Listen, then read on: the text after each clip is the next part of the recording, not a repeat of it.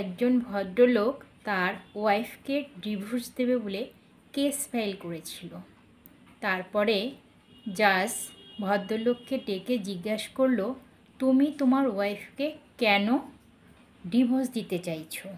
ভদ্রলোক বলল, হুজুর, আমার ওয়াইফ আমাকে দিয়ে রসুন ছাড়ায়, পেঁয়াজ কুচায়, বাসন মাজায়, তাই আমি ডিভোর্স করতে চাইছি, আমার একটু ব্যবস্থা করে দিন।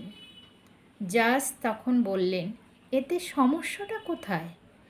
রসুন ছাড়াবার আগে রসুনগুলো গরম করে নেবে, দেখবে খুব সহজে তাড়াতাড়ি ছাড়ানো হয়ে যাবে। পেঁয়াজ কুচাবার আগে কিছুক্ষণ ফ্রিজে রেখে দেবে, দেখবে পেঁয়াজ কুচানোর সময় চোখ জ্বালা করবে না। আর বাসন মাজার 10 মিনিট আগে একটা জল ভর্তি টাবের মধ্যে বাসনগুলো ভিজিয়ে রাখবে, দেখবে বাসন মাজতে সময়ও লাগবে না, কষ্টও হবে না। তখন ভদ্রলোকটি বলল, হুজুর, আমি আর কেস লড়তে চাই না, আমি বুঝতে পেরেছি আপনি কি বলতে চাইছেন। কি বুঝলে বন্ধুরা? কমেন্টে জানাও।